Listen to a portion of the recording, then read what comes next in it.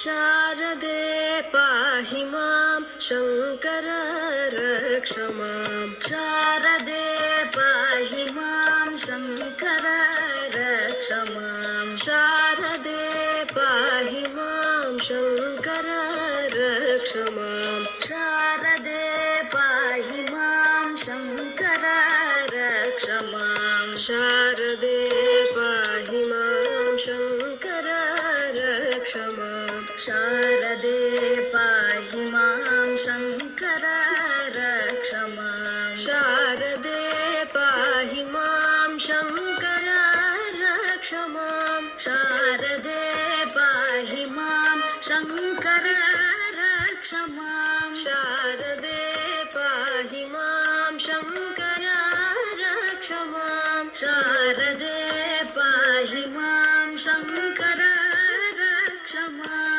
शारदे पाहि मां शङ्कर रक्ष मां शारदे पाहि मां शङ्कर रक्ष मां शारदे पाहि मां शङ्कर रक्ष मां शारदे पाहि मां शङ्कर रक्ष मां शारदे पाहि मां शङ्कर रक्ष मां शारदे पाहि मां शङ्कर रक्ष मां शारदे पाहि मां शङ्कर रक्ष मां शारदे पाहि मां शङ्कर रक्ष मां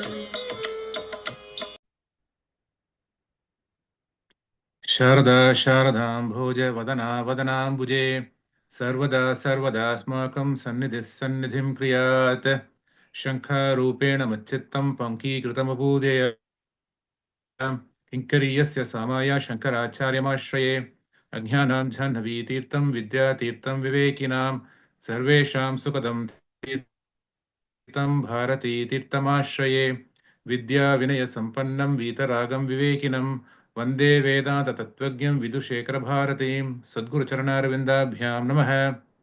Namaste. We are continuing our lectures on Dharma Sastra and Nyaya Shastra right now. So I invite Dr. Jambunathan to start the Dharma Shastra section right now. Thank you. Hari Om Shuklam Bharadaram Vishnum Shashivarnam Sadurбhujam Prasannavadanam Dhyayetra Vignopashantehim Sadashiva Samarambam Shankaracharya Madhyamam Asmadacharya Paryantam Vande Gurum Paramparam Guru Brahma Guru Vishnu Guru Deva Maheshwaraham Guru Sakshat Param Brahma Tasmai Sri Gurave Namah Jnanananda Mayam Devam Nirmala Spatikakritim Adharam Sarva Vidyanam Hayagrim Upasmahe Shruti Smriti Purananam Alayam Karunalayam Namami Bhagavat Padam Shankaram Lokashankaram Shri Guru Bhyo Namaha.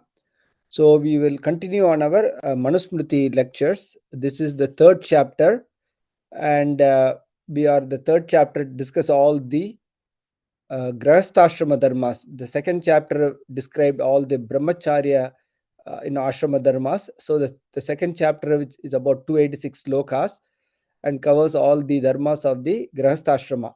And we were mentioning in our last section, when we are reading the Dharma Shastras, there are 5 or 4 important cardinal rules which we have to keep in mind. The first concept we have to keep in mind is not everything that is good for the body and the mind is necessarily good for the soul. So we have to differentiate. For example, doing Pitru Karmas on this Amavasya Tarpana Day, you cannot explain it scientifically how is it good for the body or the mind, but it is good for the soul. Same thing, not everything what we know is within the ambit of the mind and the 5 senses. Our eyes can see, our ears can hear, our nose can smell, and our mind can cognize and think. But not everything in this universe is within not everything you can perceive with your senses, not everything you can cognize by your mind. Things are beyond the cognition of the senses and the mind. So we have to accept that second fact. The third fact is not everything can be explained by all the things happening in the universe cannot explain by material sciences and theories. And and same thing, to understand the spirit, material sciences are not going to help. Only the Dharma Shastras and the Veda Shastras are going to help for that. So we have to understand that all the discoveries and theories of the material science cannot explain all the things happening in the universe, and we have to rely on Shastras given by the Rishis and even the Lord himself. And the fourth point is there is a big interconnectedness between all the things in the universe. Some of this interconnectedness is very obvious, some of them is not very obvious. For example, you have a father, you have a wife, you have a daughter. These are all very obvious connections. But why do you have this wife? Why do you have this father? Why do you have this son? That is all from the previous Purajanma karmas. And same thing. So these are all that thing you don't know. What is the karma connecting you from these people in this life to the previous life? Same thing. You offer food to the crow, Saturn will be satisfied. So same like those things. How can you connect a crow with a Saturn? Only Dharma Shastras connect the crow with Saturn. So if you give wheat, if you make nice things with the wheat, Lord Surya is off. With Godhuma ela panni nevedhyam panna Suryanuku preeti. What is the connection between wheat and the sun? That is not scientifically explained. You have to rely only on the Shastra. So these are all examples where there are connections, both obvious and non-obvious, and all these interconnected things between all the things in the universe is there. And the final thing is only by austerity, by tapas, you can understand these connections. You can't understand these connections by rationalization. Only either by devotional worship or by austerities only you can understand these connections. So you should remember all these 5 rules. So because when we talk about marriage, especially the marriage happening in current days, it will be completely controversial what 20 slokas I'm going to tell you today. But if you understand the Dharma Shastras from the 5 points which I just mentioned now, it will make full sense for you. So that is the reason why I am giving you all these previous explanations, why all those things, and especially this living together concept which is getting more and more popular. Manu even lists 8 marriages. He lists 8 marriages, Paishashta marriage, where somebody forcibly rapes a girl when she is asleep and then marries her. He even includes that, but he never includes living together. So, so that is the important thing here. But the Paishash Dharma is still condemned by Manu himself, but I'm just giving, he includes even that, at least you get married then, So those are some of the things. And again, the interesting good thing about Manu is when we talk about, last time we talked about how the Varna should marry the Varna, the Brahmana should marry the Brahmana, the Kshatriya should marry the Kshatriya, ideally. And Manu he also gives a rationale. Again, that rationale may not be within the ambit of the science, but it's ambit within the Shastras. Manu says, if you do only the Varna equal marriage, because you do the Pitru karmas, the Deva karmas, and the Aditi karmas, you satisfy the gust, you satisfy the Devas, you satisfy the, the ancestors. If you do pujas only with the same Varna wife, the Devas and the Pitrus and Atithis will be satisfied according to Manu. So this one you can't explain by science, but if you do Deva Pitru karmas, that's what he says. If a Brahmana marries a Shudra and does a Pitru karma, the Pitrus will not accept it. You cannot prove that, where, okay, you do the Amavasya Tarpana or the Shraddha, but there is a way, how can you prove that the Pitrus accept or not? The Shastras say, if it is not the same Varna, you do the karmas, it will not be accepted. That's what it says. So that is the reason Manu, and same thing he will give, after explaining all these different types of marriages, Manu will also give an explanation why he is telling these marriages are important this way. So again, that cannot be explained rationally, but has to be accepted shastrically. So that is with that, all this introduction, we need to, take this in the context. So I will just go with the sloka number 20, the last slokas which we discussed last time, and then we'll quickly go to the few slokas. So sloka number 20, this is where we stopped last time. Chaturnam api varnanam pretya cheha itahitan Ashtaviman samasena stri vivaha nibodhata. Chaturnam api varnanam, for all the varnas, Brahmana, Kshatriya, Vaishya and Sudras, pretya cha hita ahitan. Hita means good, ahitan means not good. I will tell you what is good and what is not good in terms of marriage. Ashtaviman samasena stri vivaha nibodhata. I will explain to you the 8 different types of marriage. And again, the important thing in the Hindu marriage custom is, again, this will all be make sense when you look at the Hindu Dharma. Dharma, Artha, Kama, Moksha. That is we call Chaturvida Pala Purushartham. Those are the Purusharthas, what the goals of life, whatever you consider. If the marriage as of now is Artha and Kama, together you make wealth, together you enjoy life. Dharma and moksha is gone. But marriage is for all four. That is what, especially the first three, the moksha actually comes only after sannyasa in at least Adi Shankara's original theory. But you can also get sannyasa by doing karmas also throughout your life, by getting krama mukti also. So you can still be in grahastha dharma and you will still be eligible to get moksha. So actually dharma, artha, kama, moksha all can be obtained by the marriages. So if you take that into context, the marriage is just not for wealth and making money and enjoying the pleasures, but also for fulfilling all the purusharthas, then everything will again make sense. Nowadays marriage is only, people want to marry, enjoy, have kids, whatever it is, and go. But the putra is because Manu explains when will a good putra be born and everything. To have a good progeny is one thing. To do dharma and accumulate punya is one other thing. So all those things also come under the under the context of marriage. So all the 8 marriages, now we list them. Brahmo दैवस् तथैवार्षः प्राजापत्यस्तथा आसुरः गान्धर्वो राक्षसांश्चैव पैशाचिश्च अष्टमो अधमः Brahmo दैवतस्तथैव आर्षः प्राजापत्यस्तथा आसुरः गान्धर्वो राक्षसांश्चैव पैशाश्च अष्टमो अधमः. So Brahmi marriage, Daiva, Arshah, Prajapatya, Asura, Gandharva, Rakshasa, Paishascha. These are the 8 marriages, and he says Paishasho Ashtamo Adamaha. The last one, Paishascha, is the 8th one, and Adamam is the most inferior type. So he lists all the 8 types of marriage. He just gives the name, but he's going to describe the details of each marriage as we go along. And he says the Paishascha is the 8th one and is the Adama most inferior form. Sloka number 22. Yo yasya dharmyo varnasya gunadosho cha yasya yau tadvaha sarvam pravakshyami prasavesha gunagunan. Yo yasya dharmyo varnasya gunadosho cha yasya yau tadvaha sarvam pravakshyami prasavesha guna agunan. Basically he says, now I am going to list you all the type of these marriages. Guna dosha, what is the quality and what are the the good and bad of these marriages. Dosha means bad. And then I'm going to explain Sarvam Pravakshyam. I'll explain to you everything. The Guna and Gunan, what are the good and the bad of all of these marriages, I will explain to you. That's what he's telling.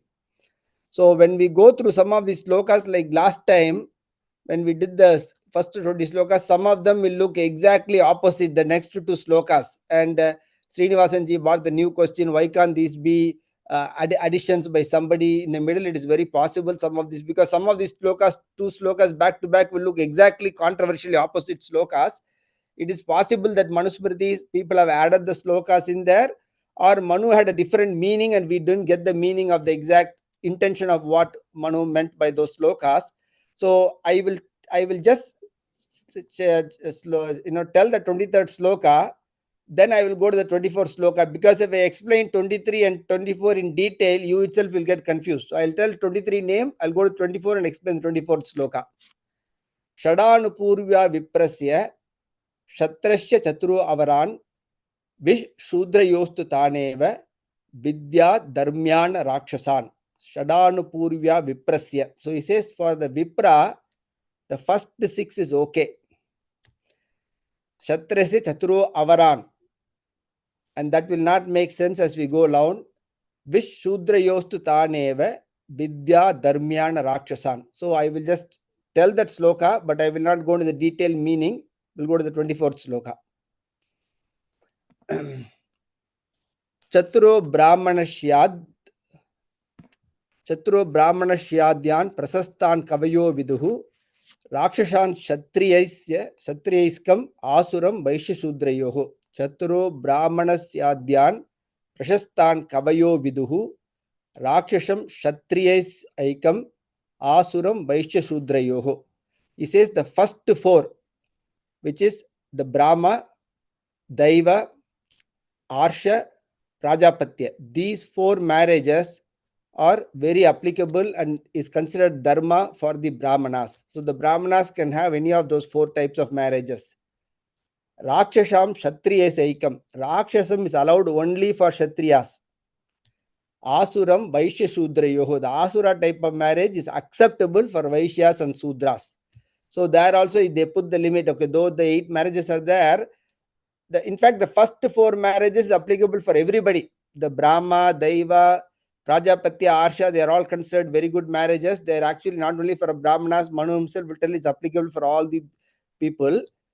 The Rakshasa type of marriage is only applicable, only Kshatriyas have even the right to do it. He's not telling that that is the right way to do it, but they are, if at all somebody can do Rakshasa marriage, it is Kshatriyas. And if at all somebody can do Asura marriage, it is Vaishyas and Sudras. So that is how you have to interpret that particular thing.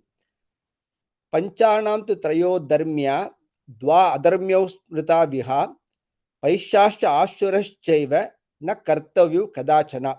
Because in the next line itself, he says, though he says Asuram is also acceptable for Vaishya and Shudras, if you see the 20th sloka, the last line says, Paishascha Ashuraschaiva Nakartavyu Kadachana. Don't even try to do it. Paishascha marriage and Asura marriage, if possible. Nakartavya means don't do it. Kartavya means do it. Nakartavya means don't do it. So if possible, don't do the Paishascha and the Ashura, he tells. Though in the previous sloka, he says, Asuram, if at all, Vaishyas and Sudras are the ones who can do it. So we have to assume that here he is specifically emphasizing the Brahmanas not to do Paishasa and Ashura marriage. If you interpret it that way, that Paishasa Ashura should never be done by Brahmanas. Panchanam tu trayo dharmya dva adharmyo smrita viha. So 5 of these, of the 5, 3 are considered better than the dva adharmyo smrita viha means, adharma means you have to take completely not right. The first 3 are better dharmas than the last 2, which is means the Panchana means the Brahma, Daiva, Prajapatya, Arsha, Gandharva. Of that, the first 3 are better than the last 2. So these are all, but he's just only enumerating the good and the which is good for whom. But once we describe the marriages, you yourself will understand why some of these things are making sense. So of the 5, which the top 5 is telling, because the Rakshasa is already designed only for Kshatriyas if at all. So of the 5, is giving 5 plus 2 here. Paishasya Ashura is nobody should try to do it if possible. And the Panchana means the Brahma, Daiva, Prajapati, Arsha, Gandharva. Out of the 5, the 3 are better, the 2 are less better. Let's go to the 26th sloka. Pritak Pritagva Mishrova Vivaho Purvachoditam Gandharvo Rakshasachaiva Dharmyo Kshatrasya Tau Smritau. Pritak Pritagva Mishrova Vivaho Purvachoditam Gandharvo Rakshasachaiva Dharmyo Kshatrasya Tau Smritau. So again, he is emphasizing this only for the Kshatriyas. The previous sloka was mainly emphasizing for the Brahmanas. The first 3 are better, the 2 are inferior, and 2 you should never do it.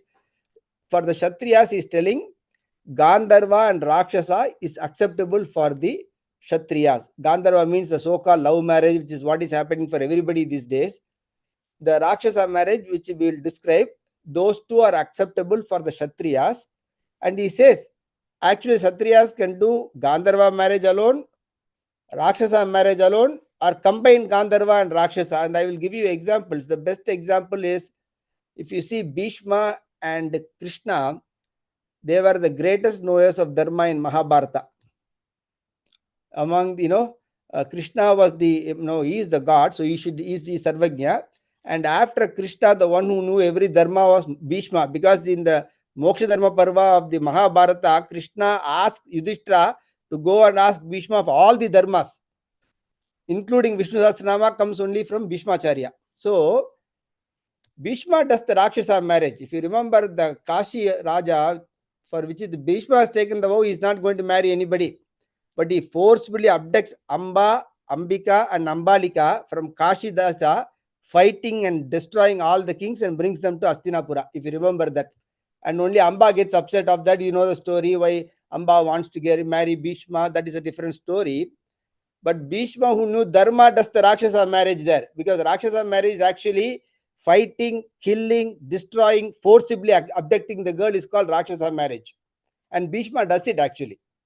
He fights with all the kings. He even kills some of them. He forcibly he fights with Kashi, everybody, all the other Swayamvara kings. He forcibly abducts these 3 girls, puts them in the chariot and brings them back to Hastinapura. Bhishma does that. And then Krishna does it with Rukmini. Same thing when Krishna goes, he fights with Rukma and all the kings there, and he and Balarama go and they abduct. The only thing is, Rukmini has already sent a love letter to Krishna. Bhuvana Sundara, she addresses in Bhagavatam. Rukmini Sandesha, there is a very nice slokas. Rukmini Sandesha in Bhagavatam. Bhuvana Sundara, the universal, what is that, the most beautiful man in the universe. And she addresses the Bhuvana Sundara letter to Krishna and tell, please take me. So there, Gandharva is love marriage. So there is a mutual love between Krishna and Rukmini, but Krishna still abducts Rukmini from the family. Whenever you abduct a girl from the family itself, it becomes Rakshasa. When you forcibly take a girl away from the family without the family's consent, so when Krishna takes Rukmini out, it is actually a combination of Gandharva and Rakshasa together. There is a love concept, but there is also a forcible abduction concept is also there. So, whereas in Bhishma, there is no love concept, only forcible abduction he does. He brings the girls he plucks the girl out of the family and brings them to Hastinapura. So, the Kshatriyas are allowed to do Gandharva, Rakshasa marriage either separately or in combination. So, Dushyanta and Shakuntala was pure Gandharva marriage. Bhishma abducting Amba, Ambika and Ambalika was pure Rakshasa marriage. And Krishna abducting Rukmini was combination of Gandharva and Rakshasa. So that's exactly, I want to give that example. The 26 slokas, Kshatriyas are allowed to do marriages like that. Like they are the only ones who can do this Rakshasa marriage. I mean, again, Manu is not allowing them to do. It says, if at all somebody can do Rakshasa marriage, it is the Kshatriyas. And if at all somebody can do Asura marriage, it is only the Vaishyas. So now we will go through it.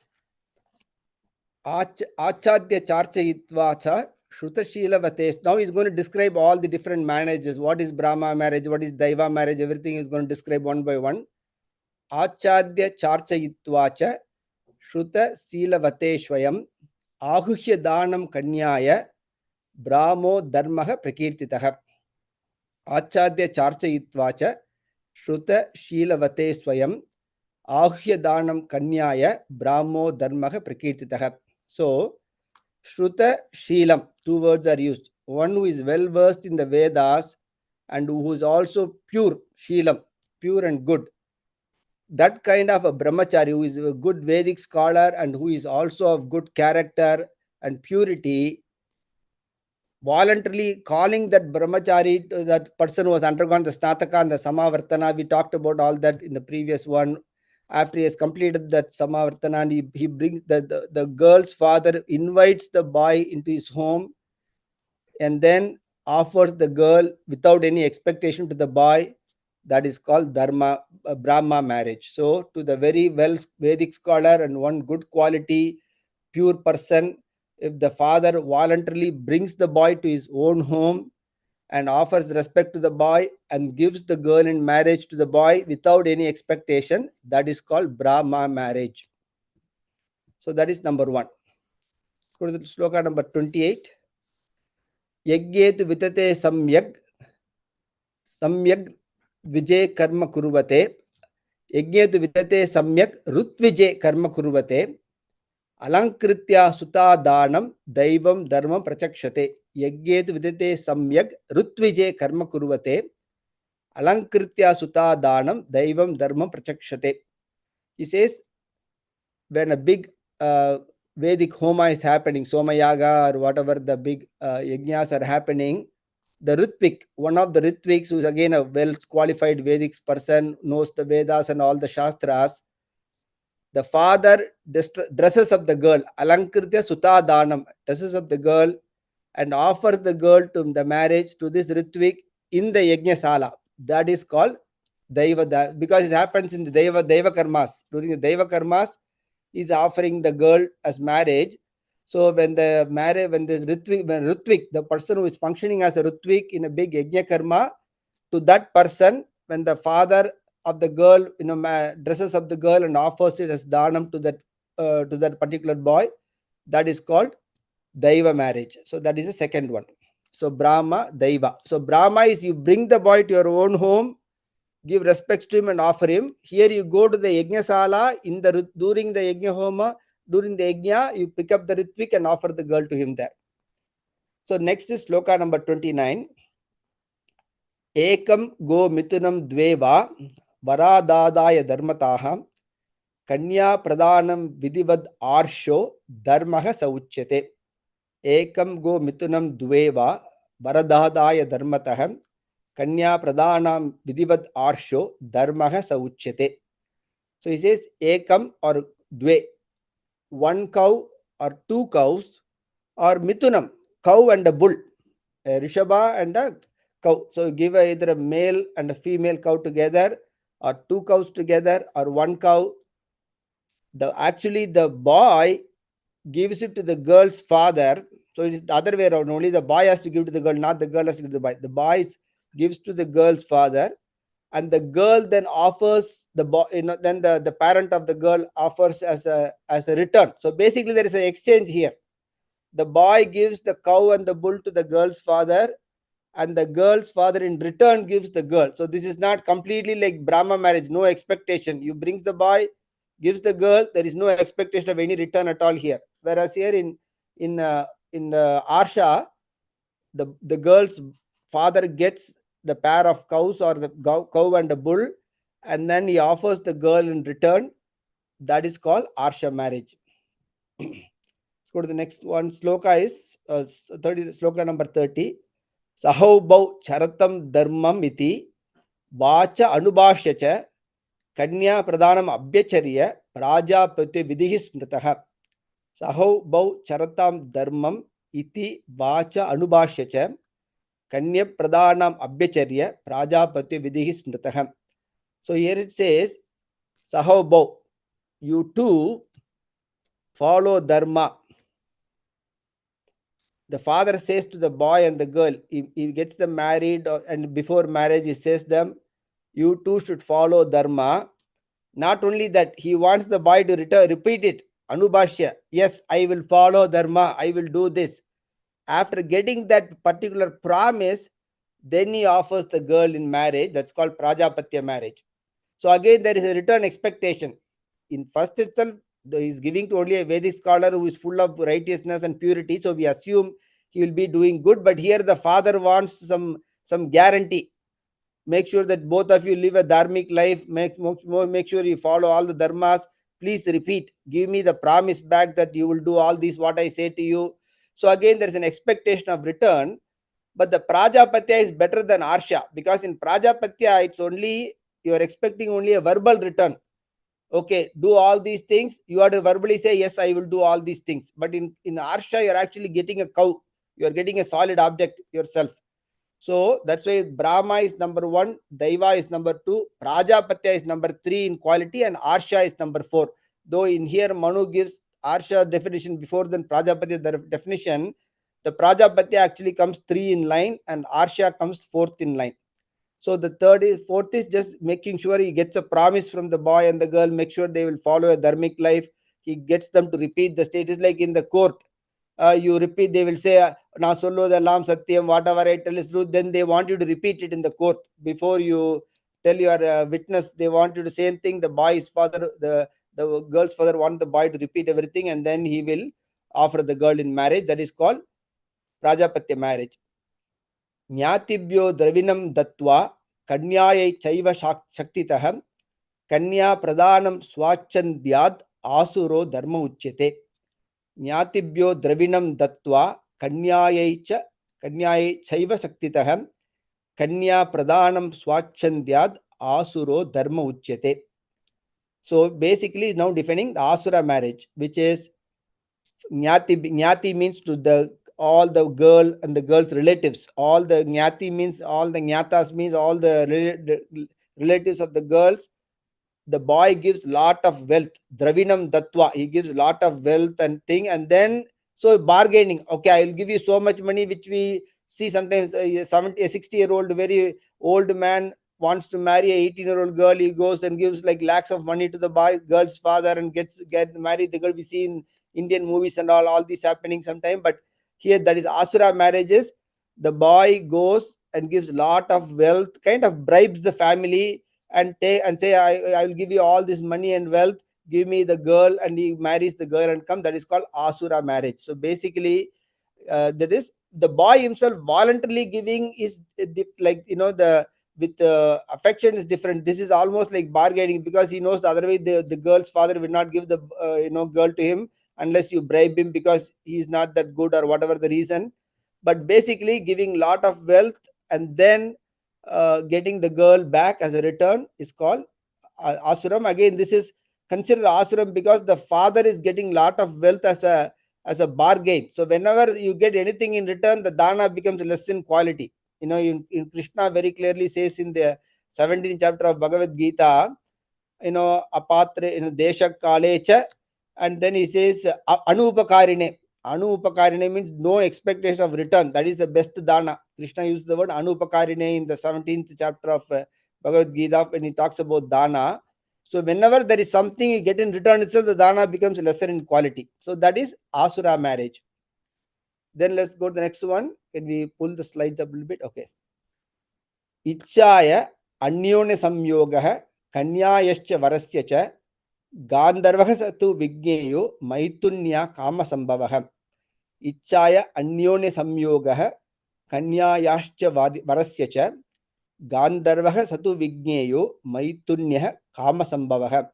So अन्योन्य संयोग, kanya vara. The vara is the boy, kanya is the girl. Anyone means mutually ichchaya, they like each other, they desire each other. And because so there is no parental consent or anything, nothing like that. The boy likes the girl likes the boy. There is a mutual liking from each other.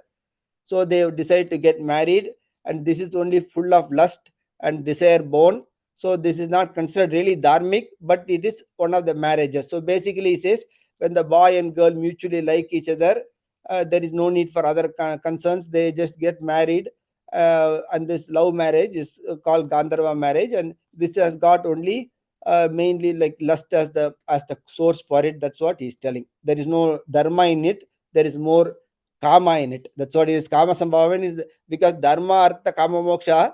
The Gandharva has kama as the predominant entity, not dharma as the predominant entity.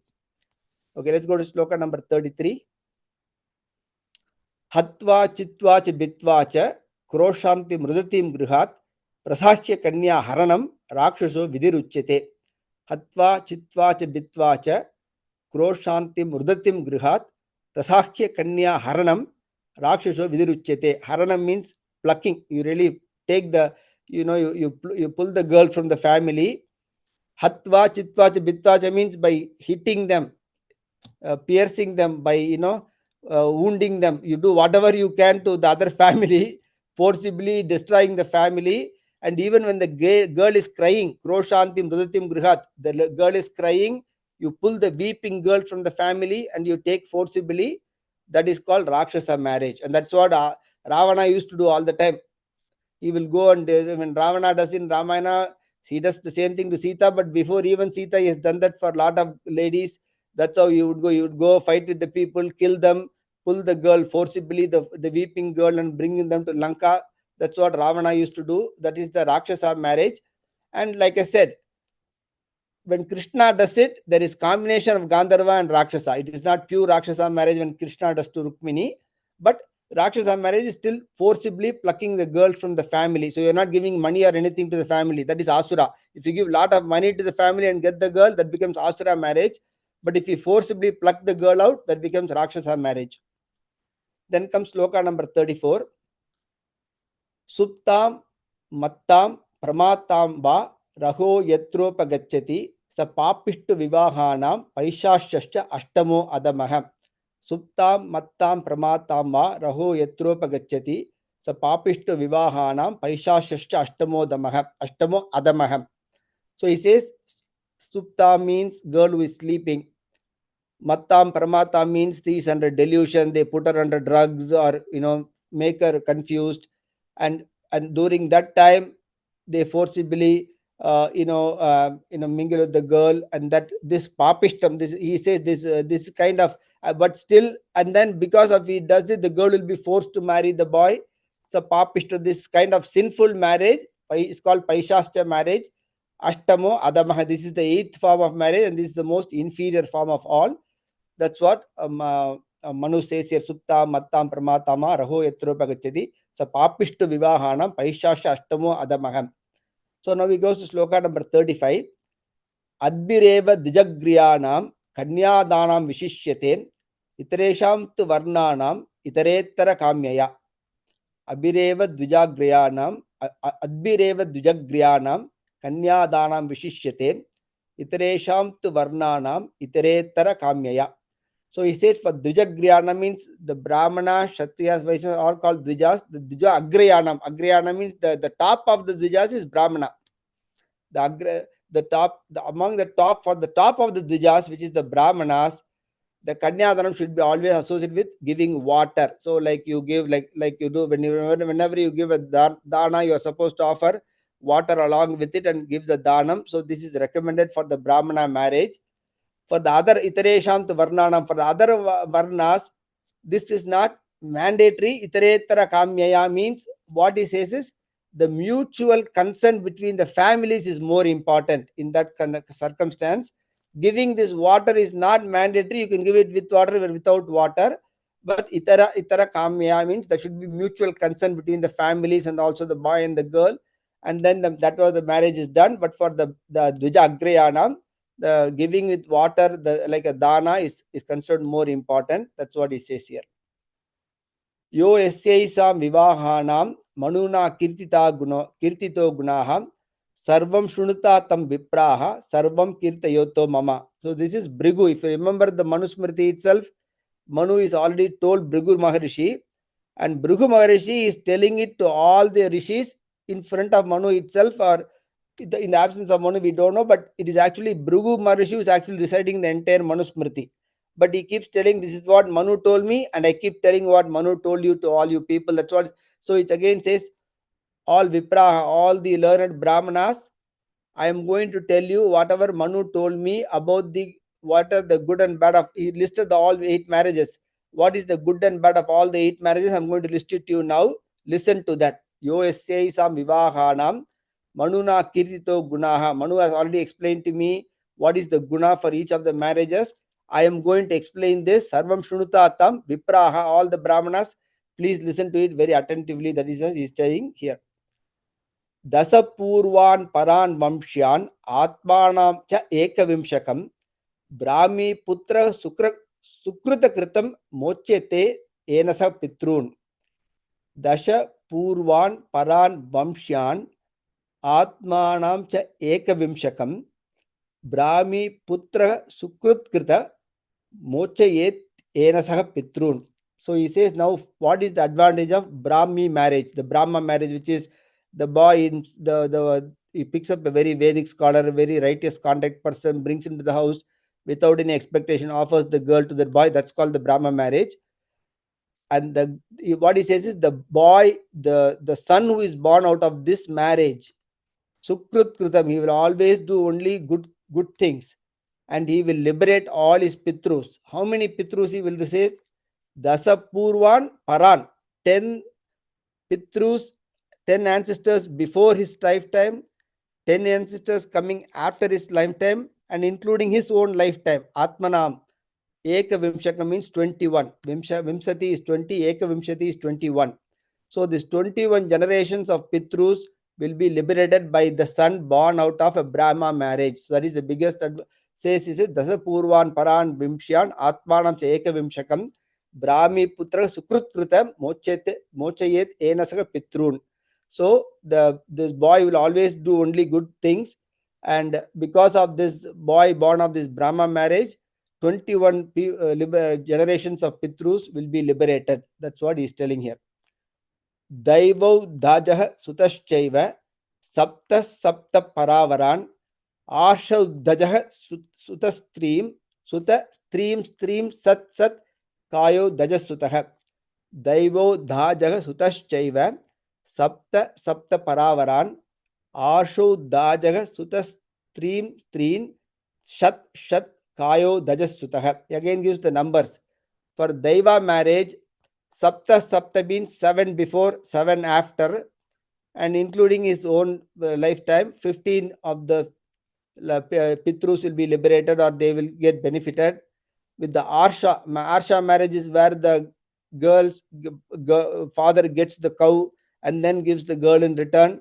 For that kind of marriage, 3 plus 3 plus 1, only 7 generations will be liberated. And for the Kayo means that is a Prajapatya marriage. That is the one where the boy the girl's father gets the promise that the boy and the girl will live a dharmic life and other things. In that kind of marriage, the son born out of that kind of marriage, 6 plus 6, 12 plus 1, 13 generations will be liberated. So that is why he is giving the importance. For a Brahmi marriage, 21 generations will be benefited. For the Daiva marriage, 15 generations will be benefited. For the Prajapatya marriage, 13 generations will be benefited. And for the Arsha marriage, 7 generations, 3 plus 3 plus 1, 7 generations will be benefited. So those are that is why now he say, because he listed all the thing, he is telling what is the advantage of doing these marriages, because the Pitrus of all so many generations will be benefited with these marriages. Let's go to the next one. We'll do another 2 slokas and finish. Okay. Brahmadishu vivaheshu chaturushveshva anupurvashaham brahmavarchasvina putra jayante shishta sammataha. Brahmadishu vivaheshu chaturushveshvanupurvashaham brahmavarchasvina putra jayante shishta sammataha. I will read the second sloka also because it will together. Rupas sattva gunopeta dhanavanto yashasvinah पर्याप्त भोगा धर्मिष्ठ जीवंती सतम समः. रूप सत्व गुणोपेता धनवंतो यशस्विनः पर्याप्त भोगा धर्मिष्ठ जीवंती च सतम समः. So he says Brahmadishu means Brahma Adishu, beginning from Brahma, the 4 marriages, Brahma, Daiva, Rajapatya, Arsha. For all these 4 marriages, the boy who is born Brahma Varchasana, he will have Brahma Varchas, he will have all these stages, all the Brahma Varchas with him, Putra, Jayante, Shishta Sammataha. He will be growing up in a way. Shishta means, Shishtas means all the nice, well learned, wise people, they will all be happy with what he is doing. Shishta Sammata means he will do things which are likable for the Shishtas. Shishtas means all the well learned and very cultured people. So the son who is born out of the first 4 type of marriages will have all the Brahma Varchas and will be doing things which is pleasing to all the Shishtas. Not only that, Rupa Sattva Gunopeta Dhanavanto Yashasvinaha. He will have good form, he will have good Sattva Guna, he will have Dhanavanto, he will be rich, he will have Yashasvina, he will have famousness, Paryapta Bhoga. And he will also enjoy all the pleasures in life in a dharmic way, dharmishta, jivanti satam samaha. He will live 100 years of life with all the good enjoyment and all dharmic enjoyment. So that is the importance of that. So last sloka I will finish here is Itareshu dusisteshu nrisamsa andrutavadinah jayante durvivaheshu brahmad dharmad vishasutaha. So Itareshu dusisteshu nirsamsa andrutavadinah jayante durvivaheshu brahmad dharmad dvishasvataha. The person who is born out of the rest of the 4 marriages, which is the Asura, Rakshasa, Vaishasha and Gandharva, those 4 marriages, andrutavadinah, most of them will be telling lies and bad things. These are all durvivaha. The sons born out of the durvivaha, Brahma Dharma, they will dvisha means dvesha. Brahma Dharma means Vedic Dharma. Here Brahma means Vedic. All the Vedic Dharmas they will hate. So the people who are born of the last 4 type of marriages, the durvivahas, they will be andrutava. They will only tell lies and bad things, and they will also be haters of the Vedic Dharma. So that is what he is telling here. With that, I will stop this session. Mangalam Koshalendraya Mahaniya Gunapte Chakravarti Tanujaya Sarvabhaumaya Mangalam Shriya Kantaya Kalyananide Ertinam Shri Venkata Nivasaya Srinivasaya Mangalam.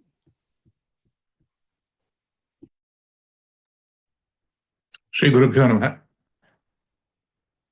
Vidaya Hridi Visvesham Vidaya Guru Vandanam Balanam Sukha Bodhaya Kriyate Tarka Sangraha. Thank you, Dr. Jambunathan. we will continue our discussions on the Nyaya Shastra. Can you hear me? I mean, no, the audio was not clear, so just want to make sure. No, it's very good. Yes. Yeah. Okay. All right. So let's see. And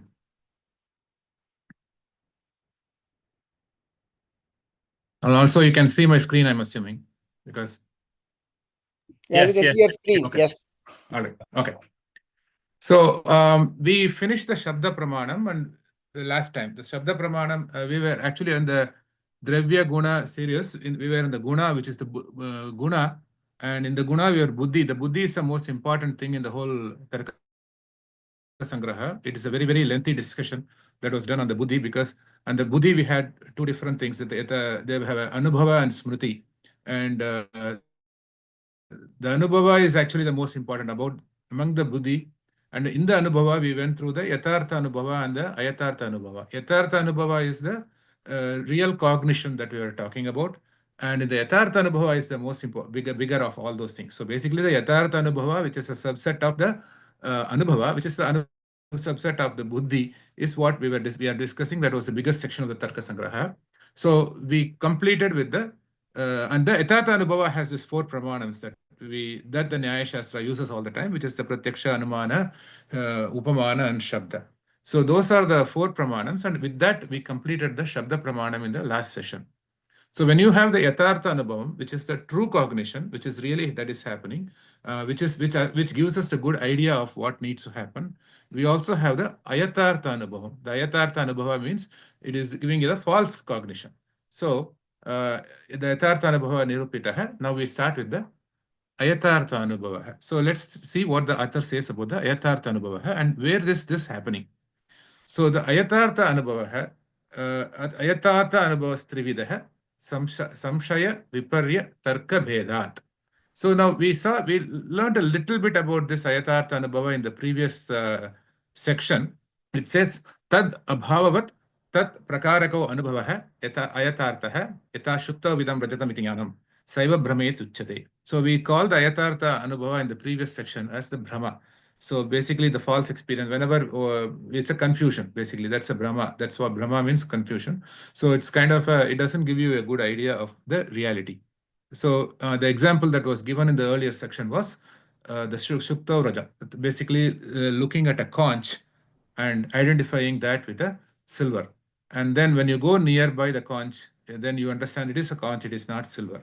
So that thing goes away. So there is a during the recognition of silver in that conch, you have the Ayathartha Jnanam.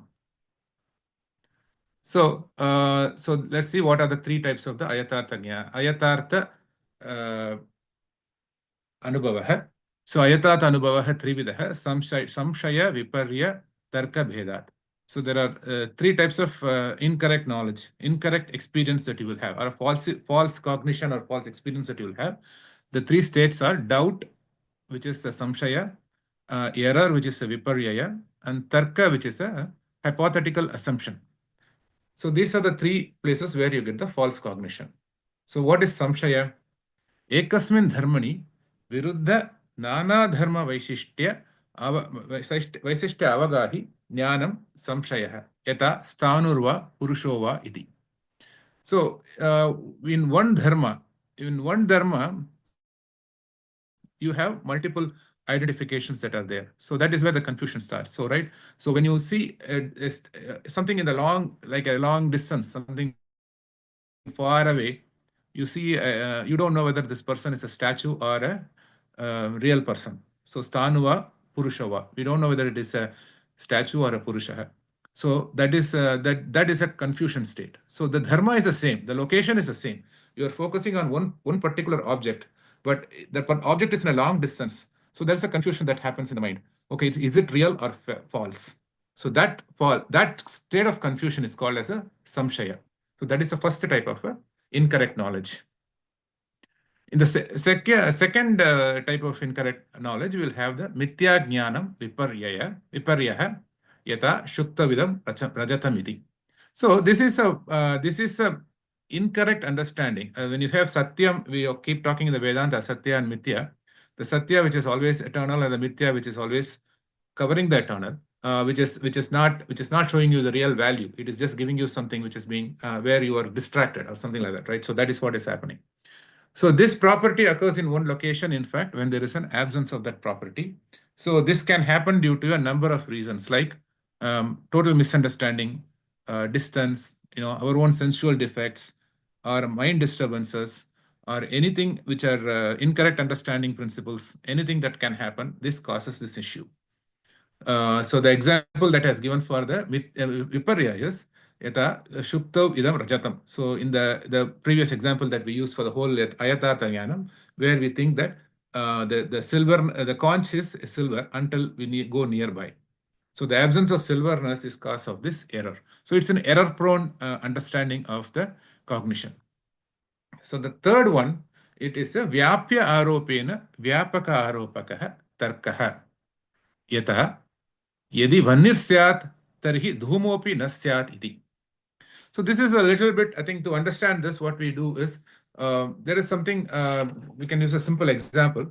So let us say there is someone says that, okay, somebody is so distressed that stock market went down last week, so much distress is going on. And let's say a financial advisor or a smart guy comes and tells, next week everything will be okay. And this person who got distressed saying, so yeah, when this guy says it's okay, then next week it'll be okay. So he makes his own assumptions based on some guy's facts, something else, and then he creates an impression on himself. So this is called as he creates his own conclusion, and he proves that that is the conclusion. That's next week everything is going to be all right. But in reality, we don't know what is going to happen next week. But we cannot take this baseless proof and baseless argument and saying that next week the stock market will be good. But the person who gets convinced is very much convinced, and that he takes that as an argument and presents it. So that becomes a tarka. So basically, that he justifies his imagination with some other facts, and that is what is creating the tarka as that kind of a incorrect conclusion that happens is called tarka. So in this case, so that samshaya, viparya, and tarka, they are the reasons for the false experience. So here also the other example that been given in the Shastras is, had there not been fire, there would not have been any smoke.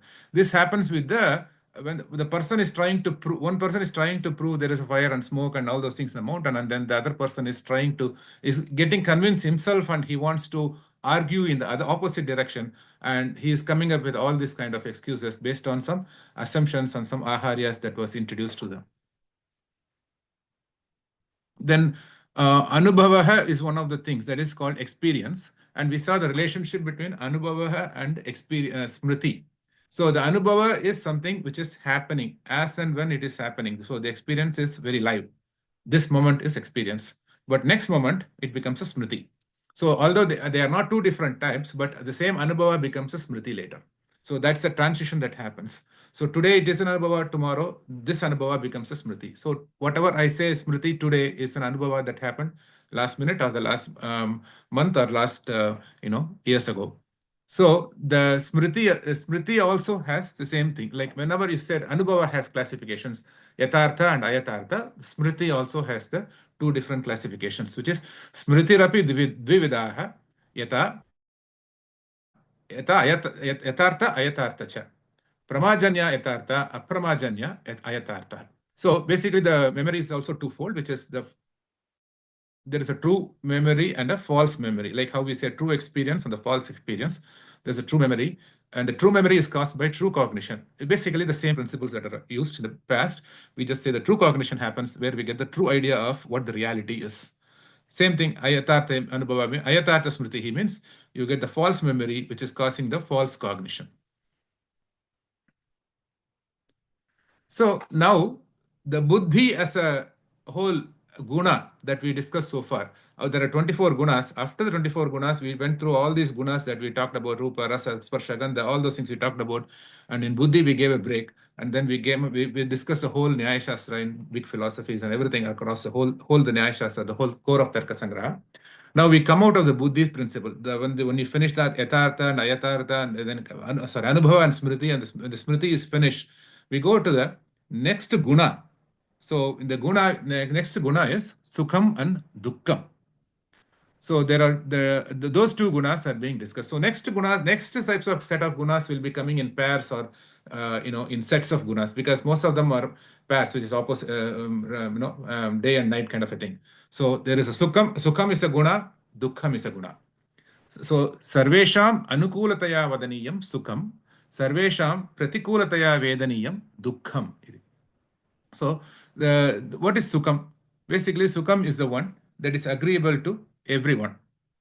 So, for example, humans, we want the sukham to have this feeling everywhere. But how does the Shastra feel this one? So now where is this sukham happening?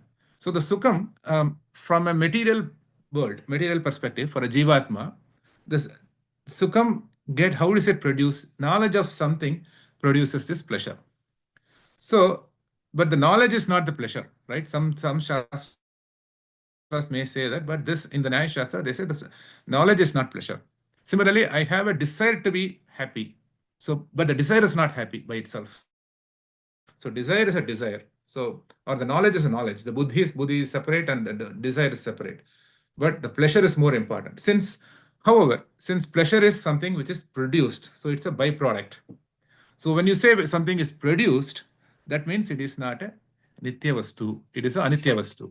Because when it is produced, then we expect that to go away as well. So the material pleasures that we talk about, or the external pleasures, is basically something which is a anitya vastu. So then, so that's according to the Nyaya Vaisheshika Shastras. So when there is no pleasure, we think that there can be pain. So what the Shastras here declare is the absence of pain is what is considered as a goal of a human life. It's supposed to be a goal of the human life. That's that's something which we need to reach. It is not the sukham that you need to reach, but it is the absence of the pain is what you need to reach. So that is when the sukham is being defined. Similarly, when you talk about dukkham as a property, as a guna, we say unhappiness is a feeling that nobody wants. So nobody wants pain. So pleasure produced also can end up in pain. So that is also possible. What you think is a pleasure today, right now, at this moment, can be a pain later too. So the pleasures or external pleasures are usually momentary. So the philosophy here considers absolute cessation of the pain as the goal. So for a human life, the absolute cessation of a pain is considered as the goal. The cause of the sorrow is considered as a dukkha. Even so, here the dukkha, the cause of the sukham is considered a cause of the sukham. The reason for sukham is also considered as a sukham. Also, similarly, the cause of the dukkham is also considered to be a dukkha as for a dukkham. So that also is happening. So these are the two principles, the sukham and dukkham, as explained in the Nyaya Shastra. So next are the three things that we are talking about. Three more gunas. Now we are going to go to three gunas, which is kama, dvesha, and prayatna. So basically, desire is icha kamaha, krodho dveshaha, kritif prayatnaha. So icha is kama. Icha means it's a desire. The desire is kama. It is a want. So what is known can be desired. So that is very important. So what happens is, what do you desire? That means you want to know, you know about something. So there is a knowledge. So the knowledge is the one which produces the desire. Hatred is anger. So the second guna, the dvesha, is a hatred that is happening. When a desire remains unfulfilled, it results in anger. So that is a hatred. And the last one is the prayatna. The faculty or power of using one's own will is called the effort, that we call it as an effort here. So you have knowledge. Knowledge produces a desire, and the desire produces, to get to reach the desire, we need to use the effort, and then we get our goal. So that is the relationship between the kama, dvesha, and prayatna as the three gunas. The next two gunas are dharma and adharma. So I don't have to go to dharma as a full cycle, because in the first few minutes of this section, Dr. Jambunathan is talking about Dharma Sastra. So what is dharma? I mean, we should know that, right? The dharma is that which is produced by sanctioned sanction act. So what that means is it stands for the result of a moral duty as explained by Shastras. I mean, Shastras are, it is also by following the rules of the society. So when we take both of them as Dharma. So, I mean, 100% Shastras we follow, and that's Dharma. As well as sometimes we may have to follow the local dharmas also, right? We should not cross a red light. That's a dharma too. So that kind of a thing in the local traffic circle, whatever that is society takes as a rule that we have to abide by, we have to follow the rule. So that is what is called as a dharma. Vihita karma janya. So vihita karma means it's an ordained set of actions that you need to do is called the dharma. And the Vedas talk about ahar ahar sandhyam upasita or agnishtomena swarga kamo yajeta. So do all these karmas so that you get the swargas. Using the agnishtoma or jyotishtomena swarga kama jyotishtoma yajna, you get the swarga. Or you with nityam sandhya upasanam, you should do it, which means all those things, if you follow, you get the adrishtapalam of that, whatever you need to achieve. So these are the doctrines that we need to follow, and those doctrines are covered by the dharma as the guna in the Shastra. Similarly, the nishiddha karma janya adharma. Adharma is that which is produced by a prohibition. So the opposite of dharma. So any violation of the values, it results in a miserable life. That's our that's according to the Shastras, which is one of the examples is anritam na bruyat. So you never say the false things. You always say satyam bruyat. Always talk only the truth. So those kind of if you say anritam, then it becomes, when you talk the falsehood, then it is a nishiddha karma. So then it becomes a adharma. So both generate something called as a adrishta, even according to the Shastras, the Nyaya Shastra here. So this means you don't see a physical effect of what is happening. So it is called adrishta palam. So drishta palam means you can see. If I eat a fruit, I'm happy. If I can taste the sweetness in the fruit, but adrishta palam, I was not able to see that. And this dharma and adharma is basically the reason for explanation of why, as an explanation of rebirths and everything, how the links are happening between two births, and how this, how one performance of one kind of an action results in another birth, and how all those things, those are explained by the dharma and adharma principles in the as a part of the gunas in the Nyaya Shastra. So we started with the buddhi, and the buddhyadaya ashtau atma matra vishesha gunah buddhi ichcha prayatna dvividaha nitya nityascha nitya ishwarasya anitya jivasya. So buddhyadaya, so when you say the adaya, that means buddhi onwards. We start with the buddhi onwards, then we say ashta. So from the buddhi, there are 8 gunas that are there. So these 8 gunas, the beauty about these 8 gunas, the previous things like Rupa, Rasa, Sparsha, Gandha and all are spread across other dravyams also. It is spread across, all Prithvi, Vayu and all those things we can see. We saw that this particular guna is present in Prithvi, this present in Vayu and all those kind of things like that, right? And this is present in Prithvi and Vayu, all those kind of things that we are talking about. Whereas these 8 gunas starting from the buddhi is only with the Atma Matra Guna. So it is only with the individuals, within the Atma only. Then we saw Atma also, 2 of them, right? Jivatma and Paramatma. So this is present in the Atma only. So here we take both Jivatma and Paramatma. So in that Buddhi Ichcha Prayatna is Dvividaha. So that the Buddhi, the desire and the Prayatna, the intellect, desire and the Prayatna, they have separate categories there. They have 2 subsections under that. So there is a Nitya state and the Anitya state. So where is the Nitya state present? Nitya state is present in the Ishwarasya. So Ishwara has the Nitya state. So Buddhi of the Ishwara, Ichcha of the Ishwara and the Prayatna of the Ishwara, they are all in the Nitya state. It is Nitya means there is no creation or destruction of it. It is always present, eternal. Whereas in the Jivatma, we saw earlier, like the Buddhi, Ichcha and the desire is created so as it is destroyed. So it becomes in the Anitya Vastu there. So we saw the 8 of them are Buddhi, Sukham, Dukkam, Ichcha, Dvesha, Prayatna, Dharma, Adharma and Samskara. So all these 8 are considered to be the gunas that are for the Atma Matra Gunaha. This is present only in the individuals. So the last of the guna, the 24th guna, is called as a samskara. The samskara is of 3 types. Samskaras trividaha, vego bhavana sthitistapakascha. So this faculty or impression, a samskara is called as a faculty or the impression. It has 3 types. So there are 3 types that are governed by vega and bhavana and sthitistapaka.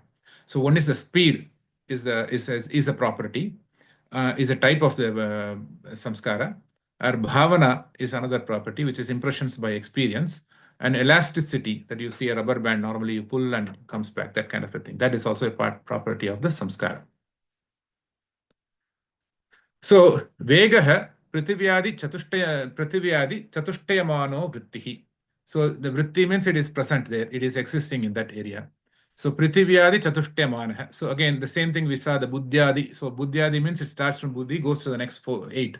Similarly, here it says prithiviyadi chatushtaямano. So from the prithivi, it has in the 4 chatushtaya. So prithiviyadi chatushtaya manovritti samita. So prithiviyadi chatushta. So prithiviyadi chatushta becomes Prithvi, then Agni, Akasha, that Prithvi, Jalam, Agni, Akasha. Those 4 are things: water, fire, and space. Sorry, water, Prithvi, Agni, air, Vayu. So Prithvi, Agni, Vayu. So which is water, space, and water, fire, and air.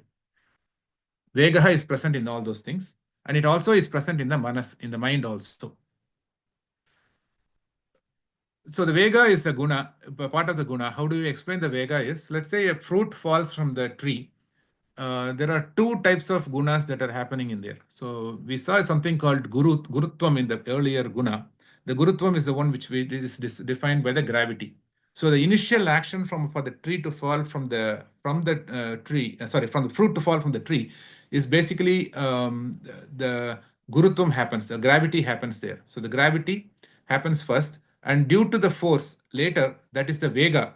Based on the vega, the fruit falls to the ground.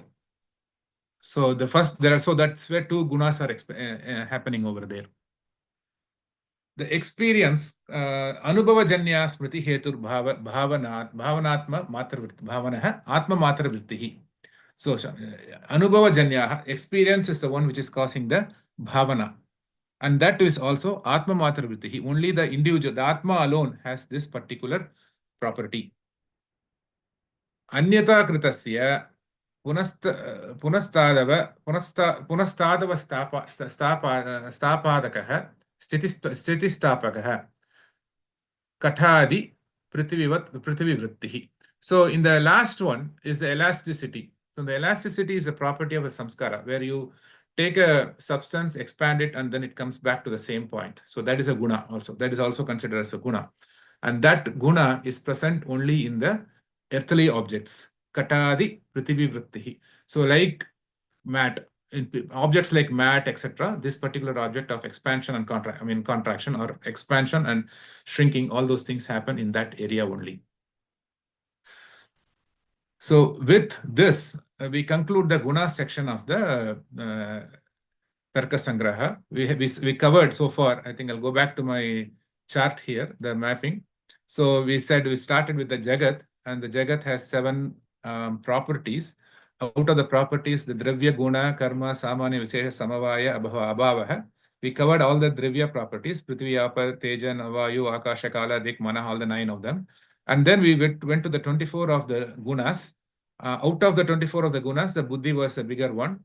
And in the Buddhi, then we went through all these layers of Smriti, Anubhava, and the Smriti has Anubhava has Ayatartha, Yatartha, Smriti also has Yatartha, Yatartha, and under the Yatartha Pramanam, we went through the Pratyaksha, Anumana, Upamana, Shabda, and all those things. And then we found out what causes the and among the Yatartha Pramanam also, we spent very much time on the Anumana Pramanam, because the Anumanam is only where we use our real buddhi and intellect and do our analysis, and how do we analyze and how do we come to this conclusion. All those things are happening in the Anumana Pramanam. And we went through the Hetu was one of the important thing to use. Our Hetu means the one which causes the whole thing is a deep study that we went through all the hetus, what kind of hetus are there, and out of the hetu also we discovered that there are, you can also some of these things hetva have these are the things that are hindrance to causing the knowledge, the right knowledge that we need to get. So we need to avoid all those things and then come up with the true knowledge. And then in a sabha, when your discussion is happening, the hetva bhasa should not be there. It has to be very clear. Your anumana has to be very clear, that needs to produce the real fact of what it needs to happen. The Upamana was just an example we studied about that. And the Shabda Pramana is the Laukika and Vaidika. So there were two Shabda Pramanas, which is basically the Aptavakyam Shabda. That's one which is saying as it is the Shabda. One person who can describe the fact as it is. That is what a Shabda is here. So those also can be into two different types, which is a Laukika, means a normal casual person, a person who can say the fact as it is. That is a Pramanam for. That we can take it as a Pramanam. Or the Vaidika, which is the Vedas taken as a Pramanam. Vedas are always Shabda Pramanam, which is always true. But in the Laukika Pramanam, we just take the person who is, we trust him, and he is always saying the fact as a fact. And in the Ayatartha Anubhava, we discussed about the Samshaya Viparyatarka, the doubt and incorrect assumptions and erroneous cognitions and all those kind of things. So to get the true knowledge, we need to understand the landscape on how all these things are there. And with that, I'm going to conclude this session. I think Srinivasan, if you can stop this recording, I think we can take the questions after that, discussion after that. Sure. I would say finish off the Mangalam and then we will stop the recording. Okay. All right. Thank you.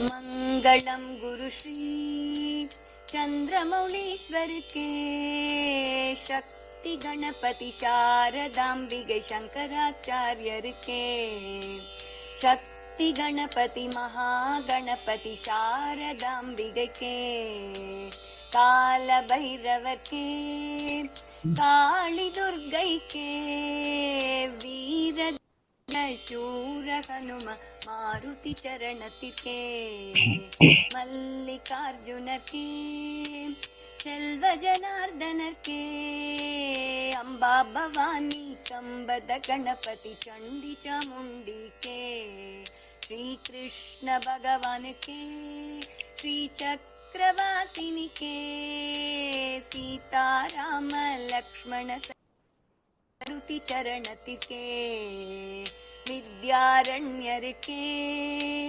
Vidyashankar के, वागीश्वरी के, वज्रदेग गरुड़ आंजनेयर के, श्रीवल्ली देव सेना समेत सुब्रमण्यर के, तुंगभद्रै के, श्रृंगनिवासिनी के, श्रृंगेरी पुरिயில் நிலைத்திருக்கும் எங்கள் சாரதாம்பிகை के, सच्चिदानंद शिव अभिनव नृसिंह भारती के, श्री चंद्रशेखर भारती गुरु सार्वभौमर के, श्री चंद्रशेखर भारती गुरु विद्यातीर्थर के, श्री चंद्रशेखर भारती गुरु भारती तीर्थर के, श्री चंद्रशेखर भारती गुरु विदुशेखर भारती के,